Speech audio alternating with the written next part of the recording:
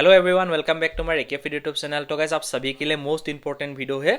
अगर आप लोगों ने अभी तक सेंट्रल कास्ट सर्टिफिकेट को नहीं निकाला है तो जितना हो सके जल्दी इसको निकाल लो, क्योंकि इसका जो लास्ट डेट है, यानी कि अगर आप लोगों ने आरपीएफ के लिए अप्लाई किया हुआ है, आरपीएफ का अप्लाई का जो लास्ट डेट है वो 14 अप्रैल 2024 है, सॉरी 14 मई 2024 है। उससे पहले दोस्तों सेंट्रल कास्ट सर्टिफिकेट जो है उसको आप लोग को निकाल लेना है। तो इसको कहाँ से निकालना है, कैसे निकालना है, इसका जो फॉर्मेट है वो आप लोग को कहाँ पे मिलेगा, इस वीडियो के अंदर आप लोग को पूरी जानकारी मिल जाएगा। वीडियो को अच्छे से देखो, उससे पहले चैनल को सब्सक्राइब करके बेल आइकन को भी प्रेस कर लेना, ठीक है। बहुत सारे भाइयों का मेरे पास क्वेश्चंस आया है, उसको आंसर देने की भी कोशिश करूंगा। एक भाई ने मुझे कमेंट किया है कि भैया क्या सभी को सेंट्रल कास्ट सर्टिफिकेट को निकालना है। जी नहीं दोस्तों, सेंट्रल कास्ट सर्टिफिकेट को उसी को निकालना होगा जिसको रिजर्वेशन चाहिए। रिजर्वेशन मतलब दोस्तों जो एसटी, एससी या ईडब्ल्यूएस हो या ओबीसी कैंडिडेट हो, उसी को जो है सेंट्रल कास्ट सर्टिफिकेट को निकालना है। क्योंकि जनरली हमारे पास जो है स्टेट कास्ट होता है, यानी कि जो जाति प्रमाण पत्र है वो स्टेट कास्ट का होता है, मतलब स्टेट का होता है सभी का। लेकिन ये जो पोस्ट है ये सेंट्रल लेवल का पोस्ट है, इसीलिए दोस्तों आप लोग को जो है सेंट्रल लेवल का कास्ट सर्टिफिकेट को आपको निकालना पड़ेगा। इसका जो फॉर्मेट है मैं आप लोग को वो प्रोवाइड कराऊंगा, ठीक है। एक भाई ने मुझे कॉमेंट किया है कि भैया मेरे पास स्टेट कास्ट सर्टिफिकेट है, क्या इसी से हो जाएगा या मुझे फिर से निकालना पड़ेगा। तो गाइस, अगर आपके पास स्टेट का सर्टिफिकेट है उससे आपका शायद काम नहीं होगा, क्योंकि ये जो पोस्ट है ये सेंट्रल लेवल का पोस्ट है। कई कई जगह पे स्टेट का सर्टिफिकेट भी एक्सेप्ट कर देता है, लेकिन सभी जगह पे एक्सेप्ट नहीं होता है। तो इसीलिए दोस्तों आप लोग को जो है सेंट्रल लेवल का जो कास्ट सर्टिफिकेट है उसको आप लोग को निकाल के रख लेना है, तभी जो है आपको एक्स्ट्रा बेनिफिट्स मिलेगा, ठीक है। अगर आप सेंट्रल कास्ट को नहीं निकालते हो तो आप लोग को जो है जेएनएल में डाल दिया जाएगा। अगर आप जेएनएल में कॉम्पिटिशन करके नौकरी लेना चाहते हो तो कर सकते हो। अगर आप लोग को एसटी, एससी, ओबीसी या ईडब्ल्यूएस का रिजर्वेशन चाहिए, यानी कि कुछ पोस्टेस होता है जो कि एसटी, एससी के लिए रिजर्वेशन होता है, या ईडब्ल्यूएस एंड ओबीसी कैंडिडेट के लिए कुछ पोस्टेस रिजर्वेशन होता है। अगर आपको वो रिजर्वेशन चाहिए तो आप लोग को जो है ये कास्ट सर्टिफिकेट आप लोग को निकालना पड़ेगा, ठीक है। तो गाइस, ये जो सेंट्रल कास्ट सर्टिफिकेट है इसको निकालने के लिए किन किन डॉक्यूमेंट्स का जरूरत पड़ेगा वो बताऊंगा। उसी के साथ सबसे पहले मैं आप लोगों को जो फॉर्मेट है वो दिखाना चाहूंगा। जैसे कि आप यहाँ पे देख सकते हो, मैं सबसे पहले यहाँ पे स्क्रीन रिकॉर्ड को ऑन कर लेता हूँ। अब यहाँ पे देख सकते हो ये रहा formats of caste certificates for ST, SC candidate, यानी कि एसटी और एससी कैंडिडेट का जो फॉर्मेट है वो अलग है, ओबीसी या ईडब्ल्यूएस कैंडिडेट का भी अलग अलग है, ठीक है। सबसे पहले आप यहाँ पे देख सकते हो ये रहा format of caste certificates for ST, SC candidate. ये जो फॉर्मेट मैं आप लोगों को दिखा रहा हूँ ये आरपीएफ की तरफ से ऑफिशियली प्रोवाइड किया हुआ फॉर्मेट है, ठीक है। तो यहाँ पे ये जो फॉर्मेट है इसको फिल करना पड़ेगा। सबसे पहले यहाँ पे अपना नाम देना है, उसके बाद यहाँ पे पिताजी का नाम देना है, उसके बाद यहाँ पे आप जिस भी विलेज से बिलोंग करते हो उस विलेज का नाम देना है, उसके बाद डिस्ट्रिक्ट का नाम देना है, उसके बाद यहाँ पे स्टेट का नाम देना है, ठीक है। स्टेट का नाम देने के बाद यहाँ पे आप जिस भी कास्ट से बिलोंग करते हो, यानी कि एसटी या एससी जो भी हो आप, उसको आपको यहाँ पे लिख लेना है, ठीक है। लिखने के बाद यहाँ पे थोड़ा नीचे जाना है, बाद यहाँ पे as it is same same यहाँ पे भी देना है। जैसे कि यहाँ पे अपना नाम देना है, विलेज का नाम, यहाँ पे डिस्ट्रिक्ट हो गया, यहाँ पे स्टेट हो गया, यहाँ पे आपका जो कास्ट है वो देना है, मतलब ये सब सेम सेम यहाँ पे भरना है, ठीक है।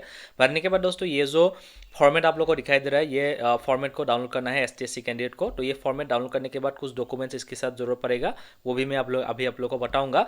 तो अगर आप एक ओबीसी कैंडिडेट हो तो आप लोग को जो है दो फॉर्मेट का जरूरत पड़ेगा। सबसे पहला जो फॉर्मेट है फॉर्मेट फॉर एनसीएल सर्टिफिकेट, उसी के साथ दोस्तों सेल्फ डिक्लेरेशन का जो फॉर्मेट है उसको भी आप लोग को निकालना पड़ेगा। जैसे कि आप यहाँ पे देख सकते हो ये रहा एनेक्सर 2 है। एनेक्सर 2 के साथ दोस्तों आपको एनेक्सर 2 एक जो सर्टिफिकेट है वो भी आप लोग को यहाँ पे निकालना पड़ेगा। आप यहाँ पे देख सकते हो self declarations by OBC NCL candidate, यानी कि ओबीसी जो कैंडिडेट है उन लोगों को जो है सबसे पहले ये जो फॉर्मेट है इसको भी निकालना पड़ेगा। उसी के साथ दोस्तों यहाँ पे जो self declarations by OBC NCL का जो सर्टिफिकेट है ये दोनों मतलब निकालना पड़ेगा ओबीसी कैंडिडेट को। एसटी को निकालने की जरूरत नहीं है, बस ओबीसी कैंडिडेट को जो है सेल्फ डिक्लेरेशन भी साथ में निकालना पड़ेगा, ठीक है। अगर आप एक ईडब्ल्यूएस कैंडिडेट हो तो आप लोग का जो फॉर्मेट है वो ये रहा, एनेक्सर 3 जो है वो ईडब्ल्यूएस के लिए है, ठीक है। अगर आप एसटी या एससी कैंडिडेट हो तो आप लोगों का जो फॉर्मेट है वो ये रहा एनेक्सर 1। तो इसको आप लोग को प्रिंट आउट कर लेना होगा। सबसे पहले इसका जो लिंक है मैं वीडियो के नीचे डिस्क्रिप्शन में प्रोवाइड कराऊंगा, वहां पे क्लिक करके ये फॉर्मेट आप लोग को डाउनलोड कर लेना है सबसे पहले। उसके बाद डॉक्यूमेंट जो है यहाँ पे आप देख सकते हो, सबसे पहले एक ऐसा आईडी देना होगा जिसमें आपका फोटो होना चाहिए, आपका नाम होना चाहिए, अपना डेट ऑफ बर्थ होना चाहिए, पिताजी का नाम होना चाहिए, अपना एड्रेस भी उसी डॉक्यूमेंट्स में होना चाहिए। उसके लिए आप जो है अपना आधार कार्ड यूज कर सकते हो, ठीक है।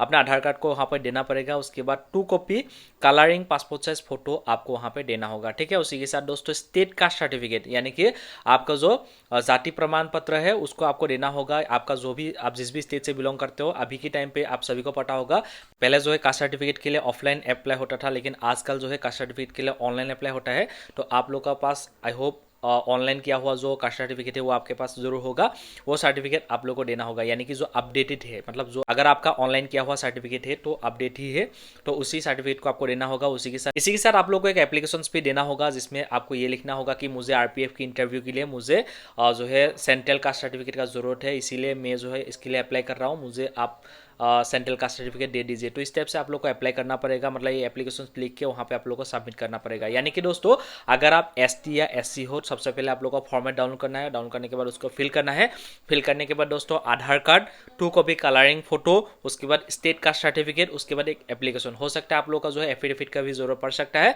लेकिन एसटी एससी को जरूरत नहीं पड़ता है, हो सकता है आपका जो मजिस्ट्रेट है वो मांग सकता है, ठीक है।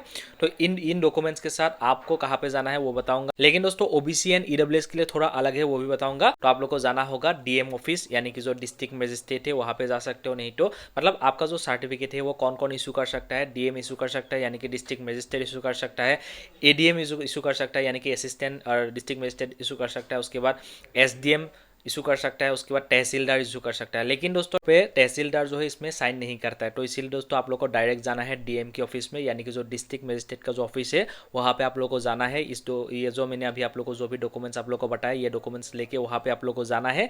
जाने के बाद वहाँ पे जाके ये डॉक्यूमेंट्स अगर आप सबमिट करोगे तो आप लोग को तुरंत जो है ये आपका जो सेंट्रल कास्ट सर्टिफिकेट है वो आप लोग को मिल जाएगा। एक भाई ने मुझे कॉमेंट किया था कि भैया इसको निकालने के लिए कितना दिन का टाइम लगता है, तो दोस्तों ये डिपेंड करता है आपकी डिस्ट्रिक्ट का जो मजिस्ट्रेट है उसके ऊपर डिपेंड करता है कि वो कितना बिजी है, उसके ऊपर डिपेंड करता है।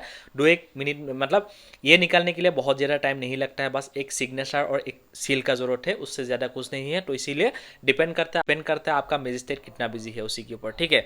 तो अगर आप ओबीसी या ईडब्ल्यूएस हो तो आप लोगों का निकालने की जो प्रोसेस है वो क्या है मैं अभी आप लोगों को बताता हूँ। सबसे पहले दोस्तों अगर आप ओबीसी हो तो सबसे पहले दोस्तों ये जो फॉर्मेट है एनेक्सा 2 है, इसको आप लोग को डाउनलोड करना है, ठीक है। डाउनलोड करने के बाद दोस्तों यहाँ पे जो भी है उसको आप लोग को फिल करना है। फिल करने के बाद यहाँ पे जो self declarations by OBC NCL ये जो फॉर्मेट है इसी को भी आप लोग को पिन करना है, ठीक है। पिन करने के बाद दोस्तों ये जो डॉक्यूमेंट्स है जैसे कि आधार कार्ड आप लोग को सही होगा, उसके बाद 2 कॉपी कलरिंग फोटो सही होगा, उसके बाद आपका जो स्टेट कास्ट सर्टिफिकेट है, आप जिस भी स्टेट से बिलोंग करते हो स्टेट का जो कास्ट सर्टिफिकेट है वो आपको सही होगा, उसके बाद एक एप्लीकेशन देना होगा। उसी के साथ दोस्तों अगर आप ओबीसी या ईडब्ल्यूएस हो तो आप लोग को जो है इनकम सर्टिफिकेट का भी यहाँ पे जरूरत पड़ता है, और यहाँ पे एफिडेविट का भी जरूरत पड़ सकता है, ठीक है। तो ये स्टेट के हिसाब से या डिस्ट्रिक्ट के हिसाब से अलग अलग है, किसी डिस्ट्रिक्ट में नहीं मांगा जाता है, किसी में मांगा जाता है, तो आपको जो है यहाँ पे एफिडेविट का भी जरूरत पड़ सकता है, ठीक है। तो ये सब डॉक्यूमेंट्स ले जाके आप लोग को जो है डीएम के ऑफिस में जाना है, यानी कि डिस्ट्रिक्ट मजिस्ट्रेट ऑफिस में जाना है। जाने के बाद दोस्तों वहाँ पे आपको ये सब डॉक्यूमेंट्स लेके वहाँ पे जब जमा करोगे तो आप लोग को जो है तुरंत आपका जो सर्टिफिकेट है वो आप लोग को मिल जाएगा, ठीक है। मैं आप लोग को यही रिकमेंड करूंगा, अब आप लोग को पियोन मिल जाएगा, उसको रिक्वेस्ट कर लेना कि मुझे बहुत जरूरत है जल्दी से, तो उसको अगर रिक्वेस्ट करोगे तो आपका काम जो है वो बहुत जल्दी में बन जाएगा, ठीक है। आई होप दोस्तों आप लोग को पता चल गया होगा कि सेंट्रल कास्ट सर्टिफिकेट कैसे निकालना है, कहाँ से निकालना है। आई होप आप लोग को पता चल गया होगा। अगर आपके मन में कोई भी डाउट है तो मुझे कमेंट करके पूछ सकते हो, मैं हेल्प करने की कोशिश करूंगा। अगर आप लोग को मेरा वीडियो अच्छा लगा तो वीडियो को लाइक करके चैनल को सब्सक्राइब करना। वीडियो देखने के लिए थैंक यू, जय हिंद।